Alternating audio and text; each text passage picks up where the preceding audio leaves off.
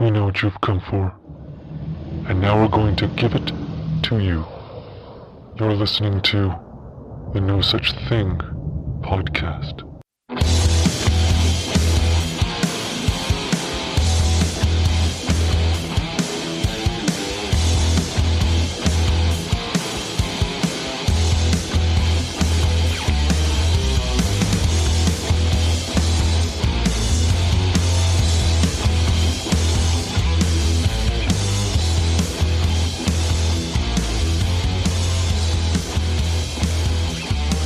Alright guys, so this guy needs an introduction, and usually I do a video introduction, but I don't really have the opportunity to do that right now.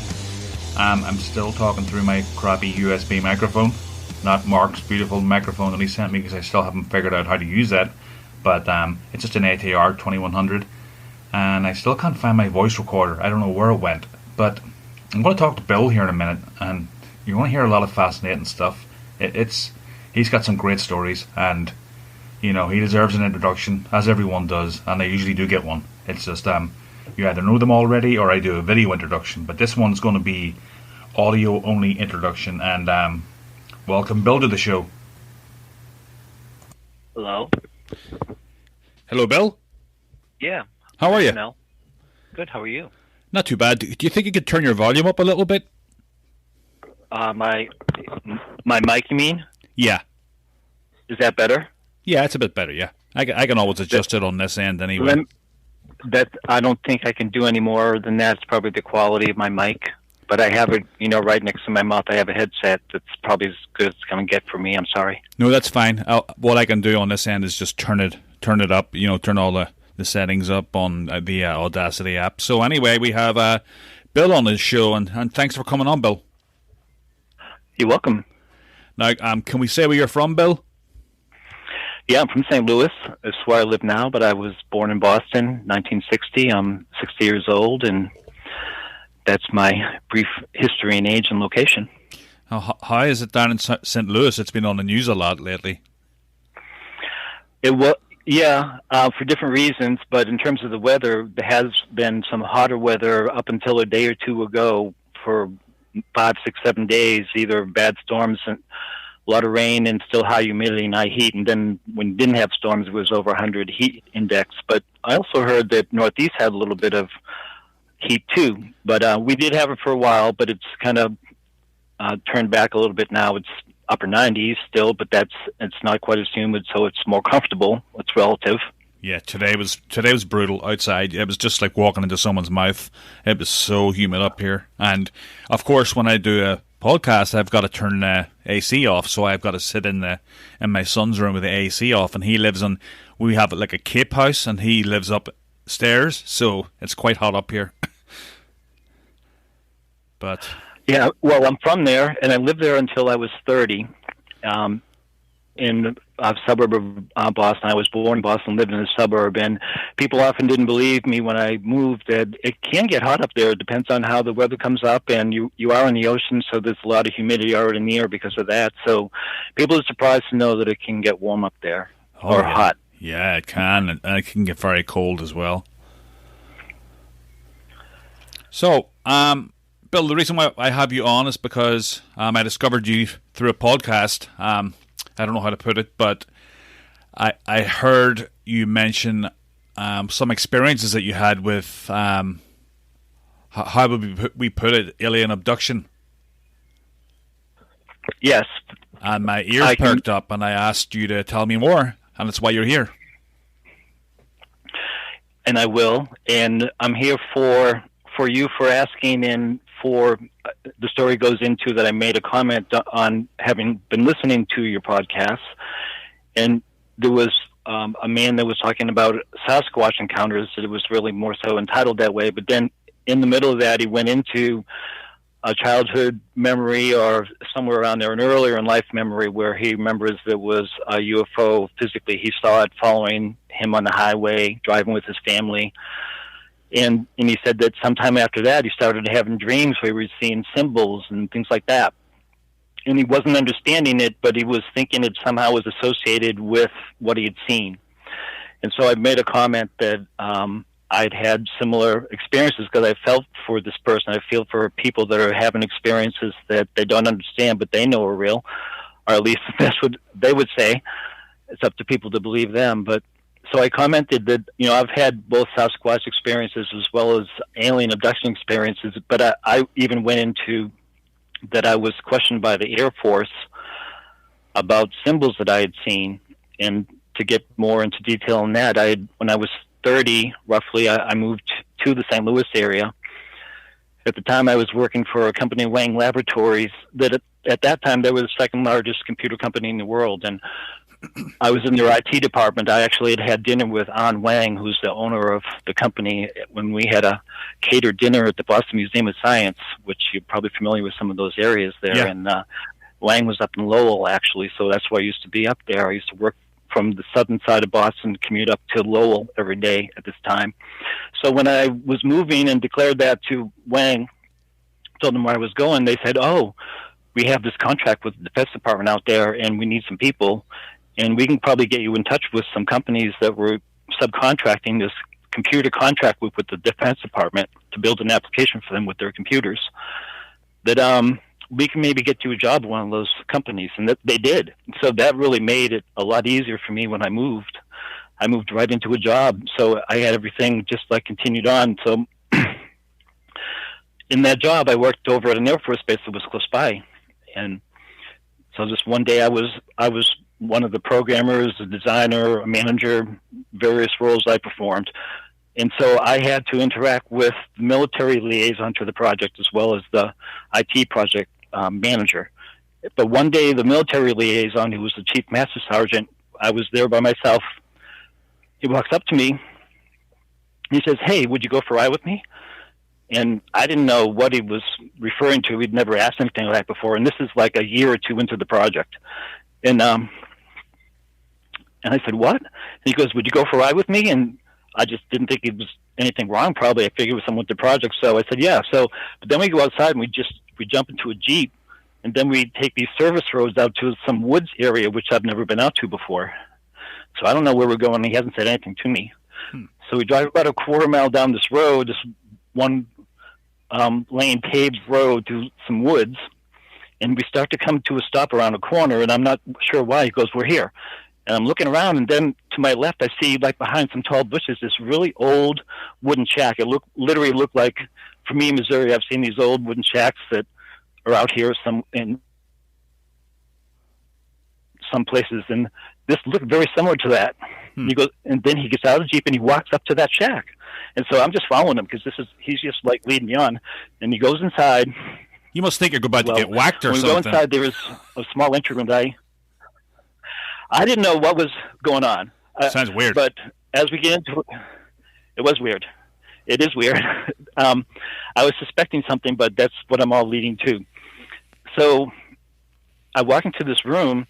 The shack's about 30 feet by 40 feet, and it's totally all weathered from the outside. It just looks like it fits right in with everything. It was even hard to see. If you're driving by, you might even missed it. So we walk into the room, but it's a regular room, and it's got an entryway to a back room, and it had a side room to it. And there was a desk in this room that I entered in that was just facing the front wall, which had no windows. This thing had no windows. The structure, from what I could see. So I sit down there, and he goes, "Wait here." So I'm sitting at a desk. Well, the room to my left, there's an open doorway. It's about the same size room as me, maybe 12 by 12 or something like that. And there's some highly decorated, older Air Force officer sitting at a desk like mine, but on the opposite side of it, so he's facing the opposite side of me. And he never looked at me, but the door was open, and I saw him sitting there. And I never said anything to him, and I didn't look at him again. So the other guy, the chief master sergeant, had gone to the room behind me. I heard the door open and close. He comes back in. He puts a leaflet book in front of me, and he opens it up. He goes, "Do you recognize any of these symbols?" And it was a grid of symbols. Like some of them look like circles with different marks in them, and some of them with dots and dashes, which would be kind of symbols that you would think possibly could be like encoded symbols for the military, something like that. Who knows? But then as I'm flipping through the pages, they got more stylized and different, and I couldn't tell what they were. So I didn't know what they were. And he looks. So I'm telling him, I don't know what this is. I don't recognize any of them. But I was even afraid to say that at this point, and you'll find out why in a moment. So he basically doesn't say anything else other than markup. Does that mean anything to you? And it didn't mean anything to me. I didn't know what that meant. And this is, well, anyway, I didn't know what that meant. He basically closes the book and just walks out. So I follow him out and we go back. So that's the end of that experience. But what it made me think of was why I'm talking to you is the alien abduction, because I'll get into what I remember about the first time I'd seen the Air Force with the aliens. I've seen the Air Force with the aliens multiple times. Been taken to them. I was maybe 4 or 5 years old, and the aliens took me down to this underground base. I don't know where it was. And they told me to go into this room that had a metal doorway in it, and it had like a latch or something next to it. I'm 5 years old. Like, I don't understand what any of this is. I'm just doing what the aliens are telling me to do. And I walk over in front of the door, and another guy pulls a switch, and it opens up, but there's nothing that you can see that's out there. I won't get further into the rest of that right now because there's so many different tangents I could go into regarding each individual experience. But just that, what was going on there and what happened, the Air Force were there, and I was brought there by the aliens to work with the Air Force, because what the aliens did tell me is what the humans were doing. That's what they called them to me. The humans were testing the machine. So, and they told me the machine opens a door to the void. And then as I got older, I realized void means emptiness. And all I know is when that door opened up, it was like total blackness. You couldn't see anything. And one little piece I'll add is that they sent a little camera on treads out in front of it. They actually sent me out there too. As far as they thought that I could go, that's part of what I was doing. But that was all what the humans were doing, but the aliens were telling me that what they had done was opened a doorway to the void. Now anyway. Wow. The point being that the Air Force was there. They monitored the whole thing. They were watching from rooms outside there was glass windows between the room I was in and where all the other Air Force people were. And as I've grown older, I could see they're like highly decorated Air Force people that are basically observing what I was doing and what was going on in that room from outside the room. So how that goes back to what happened at the Air Force Base, as soon as I realized I'm in probably the shack is going to be, some sort of secret level kind of like thing. I don't know what, but obviously it's used and it's not a public thing at all. So it's probably some sort of, higher level security thing. And then when they bring that book out there and show me about symbols, I'm thinking they know. These people somehow that are working at this Air Force base, they know that I've had interactions with the Air Force, because they were asking me if I recognized any of those symbols, and I think some of the symbols were alien symbols, and they were trying to see if I could figure out what the alien symbols might mean if I recognized them, but I didn't. But I don't think they just take someone out and start showing them the symbols out in some shack at a Air Force base that has top secret information. Do you think that this could even go back to people in Lowell telling you that they can get you a job in this Air Force base? Do you think they even set this up, maybe? I never thought of that before. Because it all seems like it's set up. I don't think the people in Lowell would have known. I do think that what I'm suggesting is that I think that I've come to realize, at least, let's just say because for me to go through the process of being able to work at the Air Force Base, I had to go through a top secret security clearance, which does include interviews of family and other things like that. I mean, it's a real thing. It was a real, federal level top secret security clearance that I required to work over at this Air Force Base. I can't even say more about it because I'm held by confidentiality to not say, what it was about. Right. But I can say what I'm saying. So to go through that level of security, I've speculated that somewhere in the government databases, because I know that the government knows people are taken. So they may actually have it somewhere in a database where when my name came up for top secret clearance, they gave it to me right away, because like they wanted to find out, what I might know, whatever. Like they know that I'm an abductee. So I think that literally, whether I don't know that people at the base realize it or some higher level call the people at the base and say, "Hey, take this guy out and see if he recognizes any of these alien symbols." Because at that level, I think somehow they knew I was there, and that's why they did that with me. So that was, to me, very disconcerting. Because whether anybody else believes it or not, I mean, you've even seen from what I've said, seems plausible that it was set up at some level to some degree.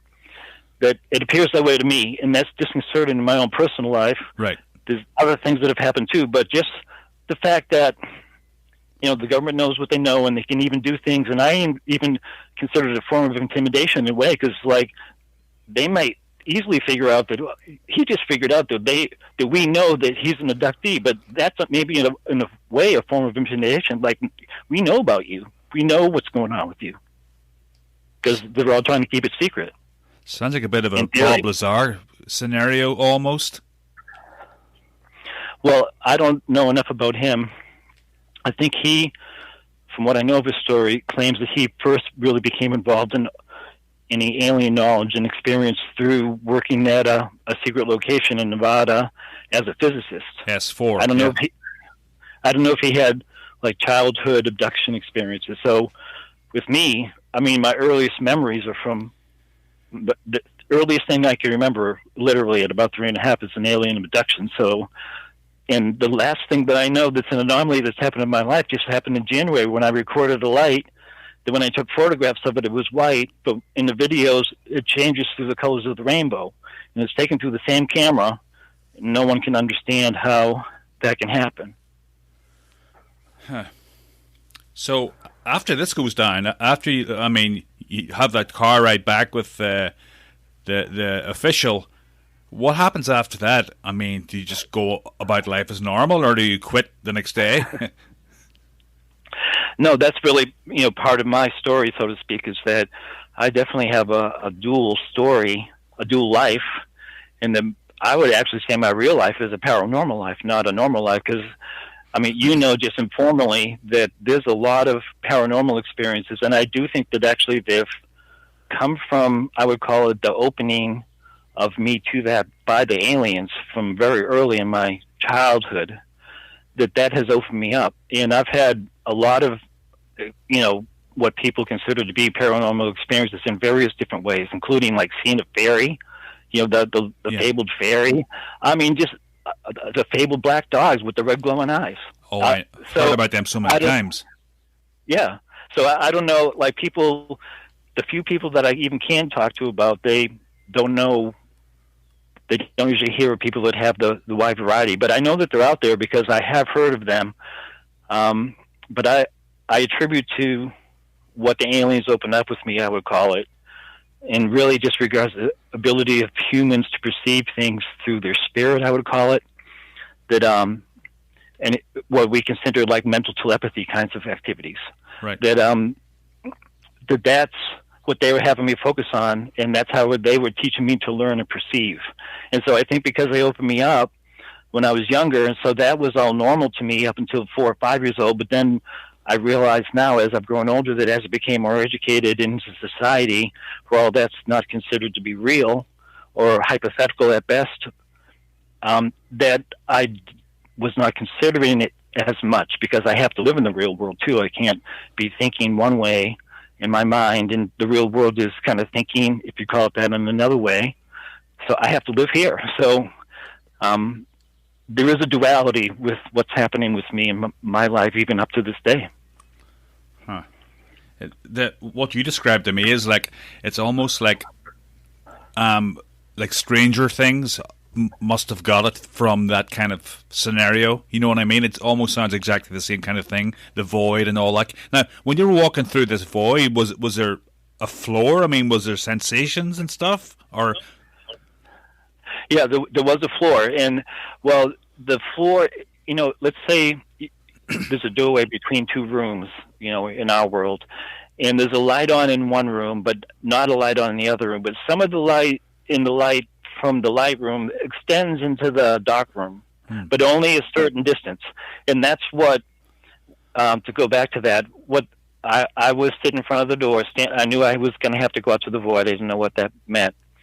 But I do know what did happen first is what I thought of then as a little toy tank, and it had treads on it, and I saw a piece of glass in front of it, which I now have realized was probably a camera on treads. But it very slowly went out. When the door opened up, and you could see like in a semicircle extending from right at the entrance to the other room, that there was a semicircle of grayish light that you could see, but you could see that it was a semicircle, and it didn't go any further than, let's say 10 feet out or something like that, in a semicircle from there. Yeah. So they first sent the little tank thing out there. So I see it rolling, and it gets to the edge and it stops, and it actually tilts up a little bit. And so I can speculate now that it couldn't go any further than that because there really was nothing there. It wasn't like a dark room. Like it didn't have anything to go on to anymore, so it couldn't move further and started to tip over like it was going to fall off. So then that's when the aliens told me to walk out there, so I won't go anything more into that. I only walked as far as the gray floor and came back, and they asked me if I could see anything, and I couldn't see anything else other than the tank and stuff. That's basically what happened there in terms of what the aliens took me to do and what I reported back. And then the aliens told them, actually, that's what they were saying the humans were doing was tuning the machine. That's the way that they called it to me. That they could tune the machine so that it could open a doorway to the void. So I'm going to guess now later in life it has to do with frequency or something like that. So they could hit this frequency somehow with the machine and go into the void. And the way the aliens explained it to me, it's the void is what is outside existence. Like our existence, the whole, atoms and all the theories we have of, what is. Outside of that is the void. Huh. Not some kind of wormhole or like... No, it's where nothing exists. Huh. Yeah, it's pretty freaky. Yeah, it is pretty freaky, because I was thinking maybe another dimension or something where things did exist that we didn't want to come into this world.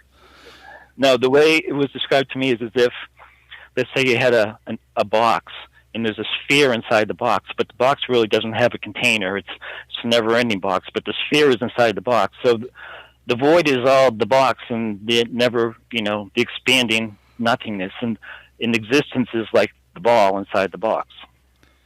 And the aliens could literally, like, leave the environment that they exist in and go out in their ship. I know they can do that because they did that with me. They can go out in their ship out there, and then they can come back. I don't think we can do that. Wow. So what happens next then? I mean, as far as you were talking about the markup, is that the next part of the story? Well, and I have mentioned, I mentioned kind of briefly with you a little bit in kind of talking about the same time that there was a series of events that ended up happening where that was about 1980 or so, somewhere around there. And I'm a computer programmer. I'm still a computer programmer. And that's part of what I was doing with the system there. So as people in computer programming know, the World Wide Web basically came at the later 90s. And as a part of that, this HTML is a language that's used, I'll just say, to present information through the World Wide Web and on the Internet. Well, that programming language, if we'll call it that, has what's called markup language. And that markup language will tell the computer to take these set of words and set it up as a grid when you show it on the computer screen. So it's kind of like a way of telling the computer what to do with a certain amount of information and how to arrange it. That's called markup language. And so I was wondering, how did Chief mention markup as a part of the symbols? Because it hit 10 years later, it hit me. markup is a way of describing what I just described to you in the computer language. I just connected the dots with the words. I didn't know yet further. Yeah. But then what I have talked with you about is still even a step further.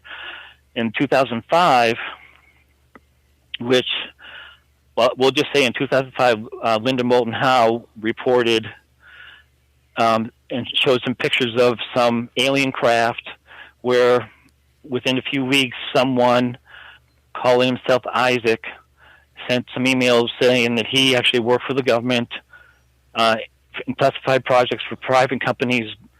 He was helping to write software for the machines that they were building, the anti-gravity machines and cloaking machines and things like that. They were basically programmed with a human form of the alien programming language. And he mentioned that they use symbols as markup. So this is 15 years later. I kind of connected the dots where maybe the symbols were like a markup language, where if we as humans knew what that symbol did or how to apply it, like so to speak, that it would perform this certain action, because the Isaac that had communicated with Linda Moulton Howe had said that the markup language, the symbols, were used to activate software that could even like manifest things, almost like in Star Trek. We could create a piece of paper in front of you, like a document that had all the words on it that you wanted, and became a physical piece of paper. That was like one example of, how they could use the programming. Well, that makes total sense. I mean, you can make a whole website with HTML. I mean, everything you look at is HTML, right? That's right. Right, which use markup language. They have tags. That's the markup language. Each tag is like a command to say what to do. Wow. And you think that this markup language could have come from the aliens, or we got a version of it from them? Well, I think we used the concept. We applied, humanity probably applied the concept like the government applied the concept, and so they probably started, actually, as you may know, is DARPA that created the Internet, right? I mean, the Defense Department. So the Defense Department, the United States Defense Department, which is absolutely great for us. I mean, we wire the whole, world and just go into the Defense Department. But anyways, so that's where all this is coming from. So it all seems to make sense that at some level, maybe somewhere in the 80s or whatever, the humans were starting to understand the concept that I just told you. The aliens can actually take their markup language and create a physical thing, like a piece of paper or an object or something like that. But it's basically taking the markup and creating an object, another object. They applied that concept, but still only within the reality of how we can do things like computer languages with, our two-dimensional viewing screens and, all that stuff. Right, yeah, it's a very primitive form of it. Right, but I think it's still an application of the project of the concept that the markup is a way of describing what to do with the following information so that information is presented in a different way that's more meaningful to the person that's getting the information. That's pretty mind-blowing. It is. Yeah, I mean, did you hear Bob Lazar on the Joe Rogan show? No, I pretty much don't listen to any of that stuff for a lot of years. Actually, I was watching your show and listening to that because I would say of the paranormal stuff that I personally look into at all these days is Sasquatch stuff, and that was how it came upon you. So no, I mean, just to let you know, I know nothing about, what's going on with who in the UFO, community and society. Yeah, well, the things that he was coming out with are kind of as mind-blowing as some of the stuff you're coming out with. Some of the stuff that he saw. I'm not even going to go into it because there's a lot to unpack. But so where does Sasquatch come into this for you? Well, yeah, very, very early on. The first one that I remember with them, I was right around that same age, maybe even a little 4 to 5 years old, somewhere around there, at the same age, close to the same age that I just described the other experience. Well, at that time, my family used to go for rides out in the suburbs, just to go for a ride, and we get an ice cream or something like that. We were still real little, but I could remember that. And sometimes when we were coming home, it would be dark, and my brother and I used to lay in the back seat and kind of sleep or whatever on the rides. But so one night when we were coming home, I remember I woke up because I could feel like we're jumbling, we're bumping. And I sat up, but I'm still too small to see out the window. I don't know what's going on. And I feel the car come to a stop. I still don't know where we are. I'm looking at my brother. I'm kind of looking outside. It's kind of dark. I really can't see a whole lot, nothing I can recognize. And I see my mom and dad, and they're looking forward. And then all of a sudden, these really bright lights come on from right in front of the car. And my mom starts screaming, and my dad's holding her, I remember. And so they were kind of yelling and screaming for a little bit and holding on to each other. And then I'm standing up in the middle of the seat. That's why I just see my mom and dad. I see the lights, and I see my mom and dad right in front of me. They're holding on to each other, but then I see them slumped down. And I look over and I see my brother. He's slumped down too. And all I see are these really super bright lights. That's all I can see is bright lights. Well, then the lights shut off. And I see that we're in what was like a baseball field, for a Little League baseball field that would have been off the side of a road where a local teams probably play. And at that time, there wasn't a lot of fencing and things. And we must have driven off the road and onto what was the pitching mound, basically looking out to right field with the car. And so there's right at the edge of the outfield, there was a forest that cut trees, and that was the edge of the outfield. But right in the outfield itself, there was in the ballpark was a silver, I'll just describe it. I didn't know what it was, but it was a silver alien craft. It was very small, thin, saucer-shaped craft with like a bubble on the top. It was all silver. It had some big legs coming down. It was all on the ground. So I'm seeing that, and I'm looking around. And that's when I realized that, what I just described to you, where we are and what's going on. But then I also could see there were these little red dot glowing eye. Well, I didn't know what they were. Little red dots lining the forest area of the outfield, but in the shadows. But they were all, I could see them there, and I couldn't tell what they were. Well, then I see this little light from the center of the ship come on. And I can't really see anything outside the little light because there were like these, it's kind of blinding me enough that I can't see what else is going on. But I see it's just a little light that's emanating this light. Well, then that light shuts off, and now I'm in a different place. I'm in what looks like a big room that's like, I didn't see the top of it, but I could see it looked like it had a plastic floor, and it had floor lighting, blue floor lighting along the edge of the floor that went up to a curved ceiling, but I couldn't see a whole lot. I could just see what I just described to you because it was very low blue lighting. And so I'm standing up now in the car, but now the car dome light is on, where before there was no dome light, and the dome light is on. And I'm standing up in the car, and I feel the back part of the car go down and up, like someone's pressed down on it and let back up. So I go and look out the window, and again, I don't know what any of this stuff is. I'm only able to describe it because of what I've learned that it probably is. It was a Sasquatch that's bending down and it's looking at me through the window, and then it opened up its mouth, and I remember its mouth was literally the size of the window of the car, like the lower jaw and the teeth were at the bottom of the window, and at the top of the window was the top of the jaw when this thing had its mouth open. Jesus Christ. But I could not hear it. But it seemed like it was screaming because it was shaking. And but I couldn't hear it, and I was wondering why I couldn't hear it. And I'll just say that I had an association at that point, because I realized I can't hear anything. I realized that I couldn't hear it because it sure looked like the thing was screaming. I've seen people screaming. Even at 3.5, you can tell when something's yelling and screaming. And I could not hear a single word at all. But the dome light, remember I said the dome light was not on, but it was on when we were inside.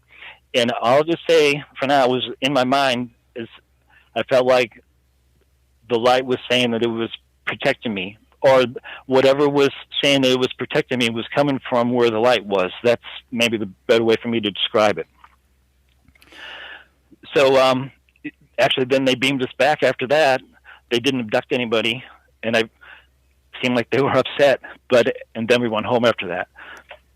And do you know what part of Massachusetts this was? It would have been in the southwestern part of Massachusetts somewhere. Not real far out, past 128 or something like that. I don't really know. Huh. Now, did your parents ever talk about this again?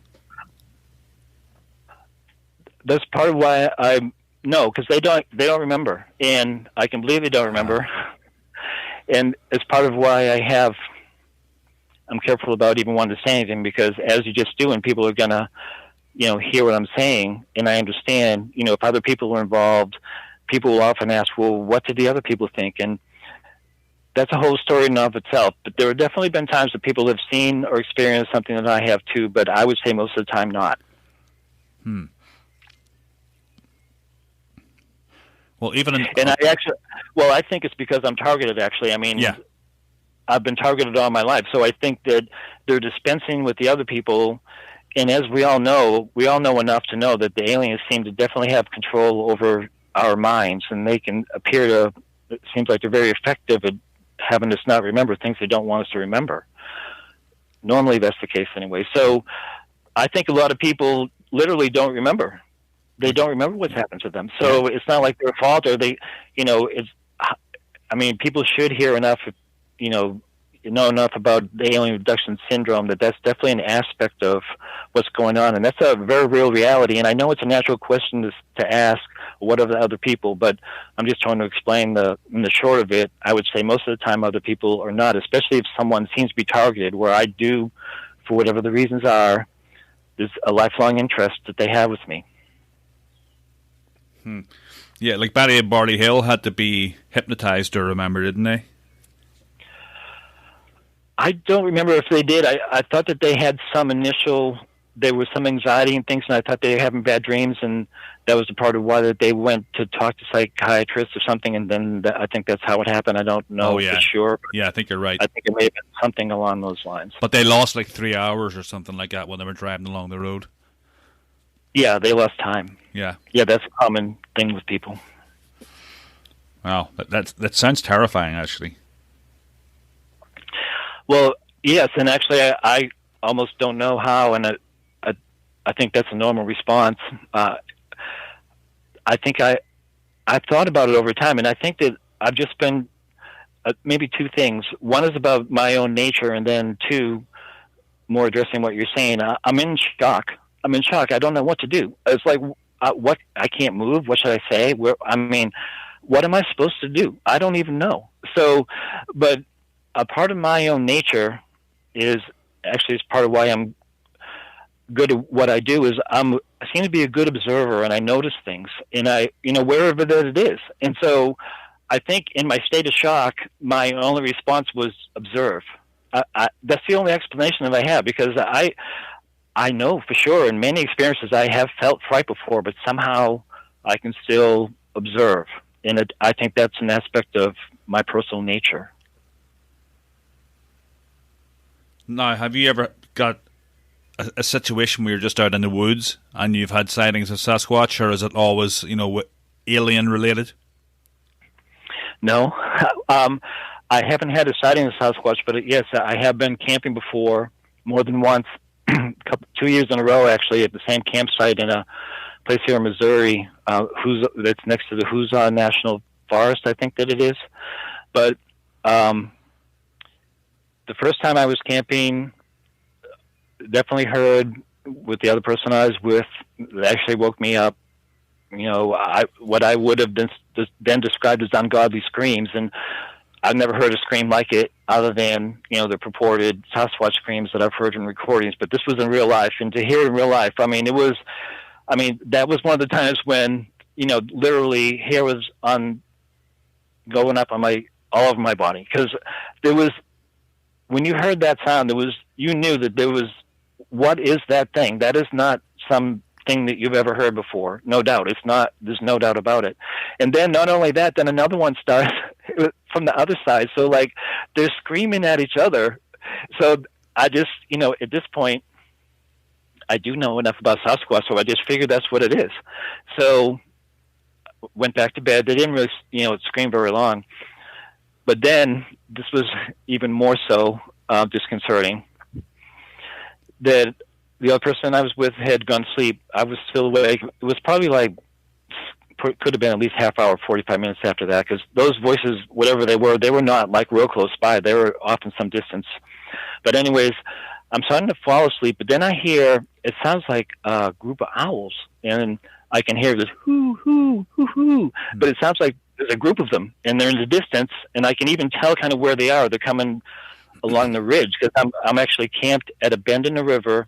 Where the river bends, there's a bluff there, and I'm camped next to the bluff at the river bend, and it sounds to me like the owls are coming from up on the ridge. They're coming down towards me up on the ridge by the sound of it, and I remember even thinking, I don't usually hear like a group of owls. It was definitely, you could tell there was more than one. Well, then I hear them come closer and closer, and they're like kind of almost beside me at this point. Then they go like a little bit past,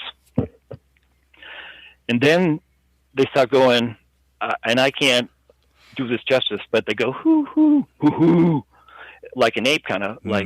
So the first part was like an owl, and then second part is like hoo hoo, like an ape kind of sound. And so then they all start doing the same thing. Well, then they start coming a little bit closer, and I don't know, how close.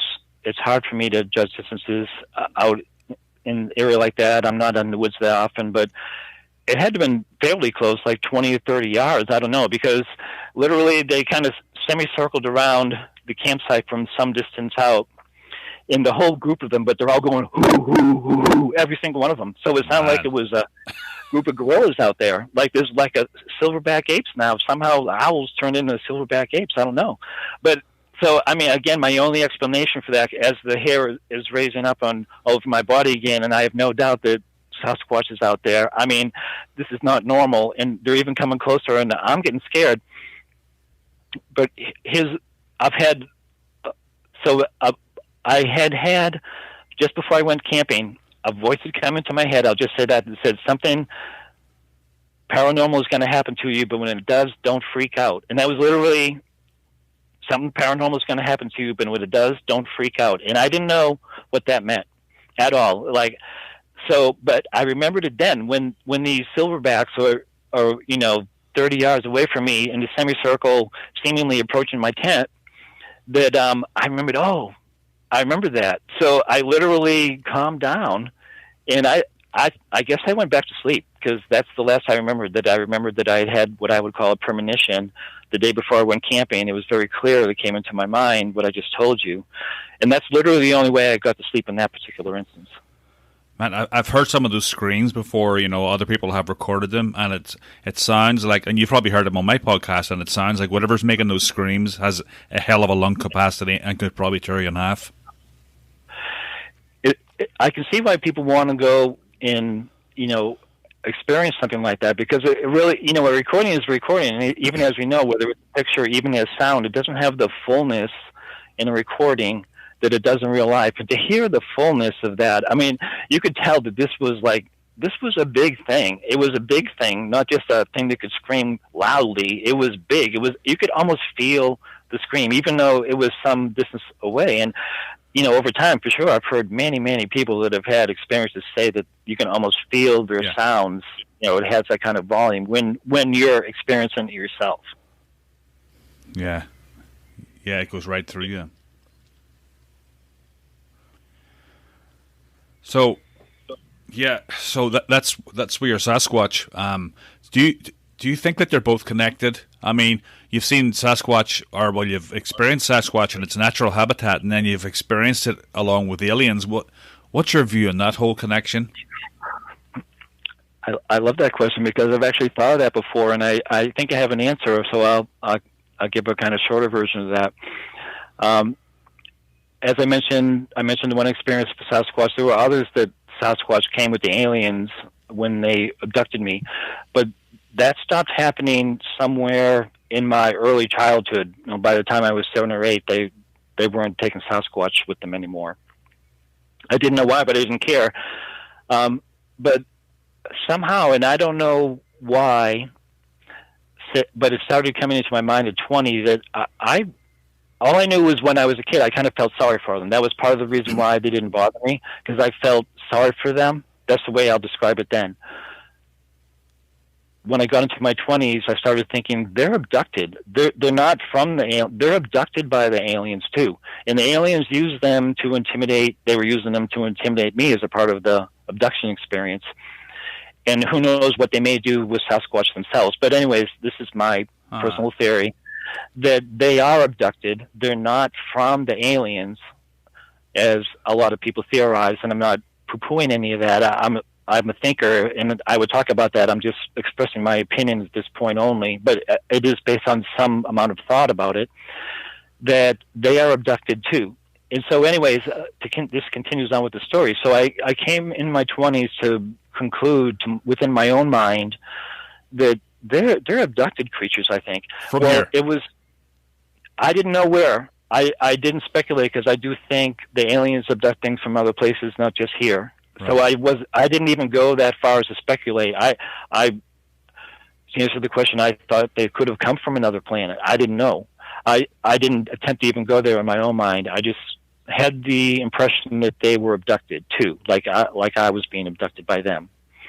So later in my 20s and into my 30s, I started having, I'll just say, personal dreams. I didn't talk to them about anybody, but I can definitely remember that I started having dreams about meeting Bigfoot. So that's all that was coming into my mind, that they want to meet me. I even had some dreams about them coming to protect me in a particular instance. So these were very distinctive, and some of them seemed very real, and they involved Bigfoot, that they want to meet me. Well, then I've had into my 40s now, which is when I've had that one I told you, but I've had at least 2 other proximity experiences with Bigfoot. I've never seen them, but there's pretty much no doubt. Won't get into it now, but trying to answer your question about if they're the same. But I've had multiple proximity experiences, which have come later in life, and I kind of attribute that to, or I don't know, but in my mind, I think that what's going on, I have some sort of, I'll call it a psychic connection with them to some degree, that I am communicating with them, perhaps through dreams or whatever. And so over time, as I've realized that I've seen them this way, and if that is real, all I know is I think I've gotten a response, like they want to meet me, and they even want to protect me, things like that. And I've had proximity experiences. Then after I started having those dreams, then I started having proximity experiences. So, but I'm into my 60s, so who knows how much longer I'm going to be here. Thankfully, I say that in jest, really, because I'm very grateful for the help that I do have. But I'm not planning on anything. I'm just kind of answering your question. That the short answer to that is I think that they are abducted creatures, and through my research now, I do think that they are native to Earth. Huh. Excuse me. Somebody else on one of the podcasts I heard said that they were probably a lot of people have said the way they moved isn't off this earth, the way they kind of move and walk and their stride, their body movements. And someone theorized that maybe they were dropped off here from another planet and bred or something like that. I don't know. It was just one theory someone put out, No, I'm very aware of that, and I would say, in my normal self, that was researching these things in my life at that time, which I've mostly as a hobby. I've never been serious, other than I would say the past 10 years I pretty much do no alien research anymore, just Sasquatch, and again as a hobby. I forget what I was going to say now. About them being dropped off. Yes, I have very seriously thought about that, and again, I don't mean to. What I'm saying is not a judgment; it's an answer to my opinion, and I think that there is, evidence for a lot, and that's a part of what discerning truth is to going through, information that's there. But my personal opinion, based on my own information that I have researched, or even some of my own experiences, like I just described to you, that I now would say that I do consider them to be a brother. And I know it's very interesting that I find a lot of the people that especially have had multiple experiences with them more consider them, but it's not always. I mean, many people that have one encounter consider them to be really like us, not different than us. But a lot of the longer term ones almost always think of them like us, really. And I do. Yeah. Well, we know people, we know podcasts of people that consider them totally non-threatening and almost human, you know? Well, I do listen to other Sasquatch podcasts, and there are definitely stories, more than one that I've heard, and again, you believe what you want, but where people definitely have the impression that the Sasquatch, when they're coming to them, they're saying they want to be friends with the people that will be friends with them. Yeah. But I also, don't believe that every Sasquatch is an angel, so to speak. There are people in these that have seen them kill other ones, and I mean, so I think it's just like humanity. I actually think the aliens are the same way. There are good ones and bad ones. There are murderers, and there are kind people that would give you everything off their back, and that's probably true of Sasquatch and the aliens, and it is of humans. Yeah, they'll give you the hair off their back. Yeah, well, yes. Snip some for you. They probably have done that, but I'm sure it's all closed up and no one can know about it. Yeah. So I always ask this, but do you think the government knows about the Sasquatch? It must do if it knows about aliens.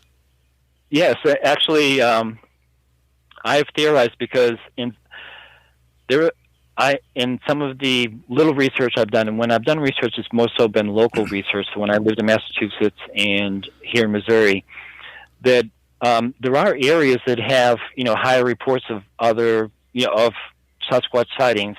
And it's been interesting to me that a lot of them, which it would seem kind of natural that they are in, national forests or, reserves and things like that. But I'm of the belief that that's purposely done because they do know that's where they live, and that's what they tell the public that's there. That's why a lot of those parks, you really can't go very far into them at all. I mean, like anything that's of large size, most people where they would go are just along the fringes, camping, and we can go with vehicles and things like that. I mean, some people go deeper, but those are often the ones that come back with the stories of what they met there. Well, even in Leominster State Forest, where there has been sightings, where I go and I take a couple of videos from, there's signs everywhere: stay on the path, stay on the path at all times, and it's not even that dense of a forest. And I find that strange. And it's what's also very curious is that was it Teddy Roosevelt that created the national park system? Yes. Yeah, he believed in Bigfoot. So this is where I've heard of that too, and this is part of why over time, hearing the different things that people have to say, I personally believe that they do know based on something like you just said and other things that I've seen and heard as well. But I will tell you, maybe I'll tell you a relatively quick story. That it was I think it was a Sasquatch. I was with my family, and they have younger kids, 9 and 6-year-olds at the time, and it was my sister and her husband. We were walking in the Bridgewater Triangle because their property abutted the Bridgewater Triangle. So we went out to walk on the path one day. And at one point, we were all spread out, so the kind of one person was ahead of the other, and the 9-year-old was ahead of everybody else. And I happened to be looking in that direction, but couldn't see her on the path. But I saw, at the same time, I heard a very large crack, only one tree move in the whole forest. And 5 minutes before that, my brother-in-law even said to me, "There's no squirrels or birds around here. That's very strange. It's so quiet. I've never heard it this quiet in here before." So anyways, I see that happen. I see myself, the tree shaking, and I hear the large crack, and I didn't know what the crack was coming from, but I did notice only one very tall tree in the whole forest that was about 30 yards from me, 20 to 30 yards, shook. And then almost immediately, the 9-year-old comes running back, and she's saying, "There's a man in the woods, there's a man in the woods," and she's like hysterical, like crying. And she literally ran, her mom was the last one, and my sister, so she runs by everybody, and she runs by me, and she's saying all along, "This man in the woods," and I'm thinking, "Oh no, we got some creep out here, that's the last thing we need to see, some creep in the woods or whatever." And but then, "What did you see? What did you see?" And she was running at this point beside me, and I actually said, "What well, once she calmed down a little bit, because she wouldn't talk about it really, but then I was actually the first one to ask her, what did you see? And she said, I saw a man reach up and pull down on a branch and then turn and run away. Wow. And she said that he was like dark brown to black, and she could only see him from the waist up. And when my sister heard that, she said, did you see a deer? And I didn't question anything any further. This is not putting in all the tension and anxiety that's happening at that time. And, the best thing of all to do is just to calm the circumstance down. Yeah. So, I mean, that information alone to me, because then, the girl says, yes, it was a deer. And I wasn't going to, counter that, but she was old enough to know that a deer cannot reach up and pull a branch down. And then I also made the association. That thing cracked that branch or that tree, and it was so strong that it was one of the taller trees in that area that I could see. It literally shook the tree all the way up to the top. The top was swaying back and forth when it pulled down on that branch. So that's how strong that thing was, and it was even had the sensibility to only crack the branch. So I mean, these creatures are pretty amazing in what they can do. And that was a proximity one again with me. I've told you I've had multiple, but that was actually in the Bridgewater Triangle area. Huh. That'd be great if offline you could give me a map of exactly where it was, if you can remember. Wouldn't mind going down there someday. I don't know. I think we'll talk about that, because I mean I am gonna visit out there because my family is out there. But anyway, there's lots of possibilities. There's probably lots of places you could go out in Massachusetts, because actually, all New England, they're out there. They're just not talked about as much, it seems, as other areas. They kind of keep it a little quieter, like you said, stay on the path. Well, one of the guys that I interviewed, the tattoo shop owner, he said some guy came in, and I think it was the guy had a Bigfoot experience, the tattoo guy, and so he has Bigfoot paraphernalia everywhere. And the guy was telling him, he saw one run across Route 2 out by Gardner. He said the thing was about 8 feet tall, and it took 2 strides to get across 2 lanes, and it just dipped into the woods at 4 o'clock in the morning. And like, if you drive up Route 2 around Gardner and stuff, you're getting into the, what do you call that, the Quabbin area, those woods back up to the Quabbin. So that's very dense and expansive forest right there. Well, maybe you could do some research. I've heard some researchers go and ask they go to public places in towns where they suspect that there was activity that's not very highly reported. And they've found that if they go and even just into like a bar or whatever and just start talking somehow and bring up the subject, there's a lot of people that have learned that you can talk to the local people about it. And there's a lot of local people that have a story, but it's never been in a newspaper in the town, or no one's ever been on a TV show to talk about their encounter there in the town or something like that. So it does seem there are certain areas that kind of keep it that way, and other areas that, for whatever reason, talk a little bit more openly about it. But that's total speculation on my part. But yeah, I've always thought about that. I've always thought about doing something like that, or even going up to someone's house, you couldn't really do that, but it has crossed my mind. If you went up to someone's house that backs the Leominster State Forest or something, and just asked them, have they ever heard anything weird? I'm sure you would hear some stories, but obviously you're not going to walk up someone's driveway and start asking questions. But so we've covered a lot of ground. Is there anything you would like to add? Anything we didn't cover? I know from what you've told me so far, I mean, off the air, there's a lot there. I just didn't know how much you wanted to cover right now. Well, why don't you cover something that comes to mind that's associated with anything I've talked about? Or, I mean, it's fine either way, whatever. But that's what I would suggest. Well, one story I wanted to hear was the Italian guy in the mall. I thought that was very interesting. Oh, okay. That was crazy. It was. I was going through a mall here in the St. Louis area, 15 years ago, something like that. It was around 2000, somewhere around there. It was only about 20 years ago. But I'm driving into the parking garage, and the parking garage entrance is not an easy place to get to walking there. And all the times I've been there, I'd probably been there at least 30 other times before there and gone into that same park garage right there. There was never anybody there. But this one day, this guy literally, as I'm turning there, he like fast walks right in front of my car. He's got a St. Louis Cardinals, official shirt on with the St. Louis Cardinals hat, and that's part of how I noticed, like, oh, a Cardinals fan. So he walks on, and I go and park my car. So then I go up into the entrance into the mall, and I'm only into the mall about 50 feet or so. The same guy literally fast walks, and I'm not kidding you, like 2 feet. I could have reached out and hit the guy. I mean, people don't usually cut in front of you that close when they're, especially in a non-crowded mall. And this guy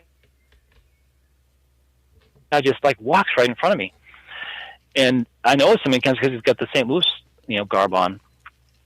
So I'm saying that's weird that I just saw that same guy. It's just weird.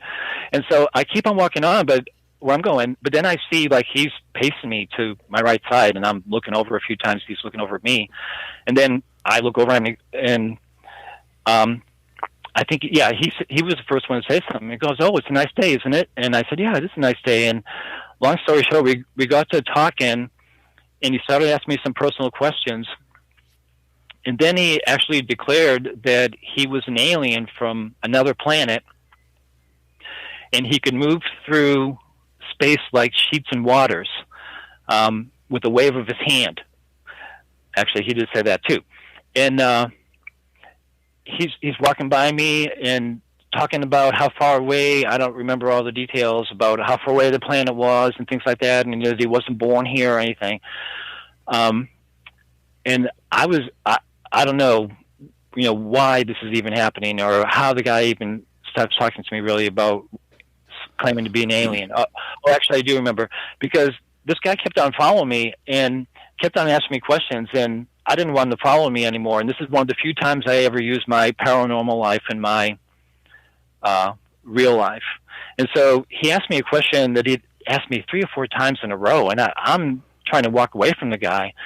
And I said, "You know what? I'm an alien abductee, and I might even have alien kids," because he was telling me about his grandfather experiences and all about being a grandfather and all the things about being a grandfather, and asked me if I know about those things. And I keep on saying, "No, I don't know." And so I respond to, "No, unless the alien abductions were to make children from me, I don't know what you're talking about." And I figured that would cause him to go away. But instead, he declared himself to be an alien, and that's when he went on with the story. I could travel through space with the wave of his hand and things like that. And so now he's still describing the stuff, and he's talking like loudly, and he's following me through the mall talking about all this stuff, and I'm getting embarrassed. Like, people are probably looking at me like, or looking at us like, what is going on over here? Why is this guy talking like that? What are they talking about? And finally, he lets up, and he stops, and again, I think I know something else like that I can say to him. I don't know. And he's got a silver crucifix on his chest, and I go, "I see you got a cross. Like, what do you think about Jesus?" He goes, "Jesus is my savior, but he was born on a different planet than me." And then he walks away. So that was a very strange experience. I don't know that I told you about that last part. Yeah, he did, but didn't he mention his name? Silvio Portelli. His name was Silvio Portelli, and Silvio Portelli means in Italian silver portal, and that's kind of significant because it was just a year or two later. I was so many things I could talk about, but I was given this book by somebody. It was called Communion. It was about abductee that had ongoing experience. I've heard of it. Yeah. Okay, so I read the book. And in the book, the author, I can't remember her name now, a woman, Laura Redfern maybe, or Laura something. But anyway, she said that the aliens had their technology transportation was what they called the silver portal. And the silver portal was what allowed them to go through space and time. Well, yes, we haven't talked about that. But not time, but space and, travel and transport. And they called it the silver portal. And so that guy's name, Silvio Portelli, means silver portal. And thinking about it later, how he said he could travel through space with the wave of his hand. I mean, some people claim that portals can be opened and closed with a waving of a hand. So I don't know. That's a speculation, but it's associations I've made with it, especially over time, wondering about, what that was all about. Yeah, that's a strange coincidence. Not unless he had read Communion as well. That's the only other thing I can think of. No, I could literally write a book. Things like that. Which I could, yeah, I mean, the whole thing is just it's interwound with that, and that kind of maybe goes into a way of, the aliens really think that every moment's important. Like, they don't want to waste their time. What there's meaning to what is being done. That's the way that they look at things. And I think Sasquatch kind of thinks the same. And maybe the way to say is that, like, living in the moment. They live in the moment. They know what they want to do, but they're very aware of what's going on and what they are doing and what they want to do, but they somehow still live in the moment. And there's not a lot of people that are able to do that because we're so consumed with our thoughts of what needs to be done or thoughts of how things aren't the way we want them to be for us or whatever, that clouds our mind to being aware of what's happening in the moment because we get all these back thoughts going on. So I kind of see that as I don't know how I got off on that exactly, but the similarity between all these creatures, I'll call it, they have a different perspective, which I've seen shows about the animals, and there are a lot of people that speculate the animals really are like live in the moment kind of a creature. Right. They notice things, they know what to do. But it's just a very interesting concept of kind of not being aware of what's going on because our minds are clouded by other thoughts that are actually not even of the moment. There are things that are consuming our mind and which cause us not to be able to be aware of other senses that we have to perceive things or perceive thoughts or energies and things like that. Yeah, that's what meditation is all about and stuff, isn't it? About separating yourself from those thoughts, like meditation and stuff.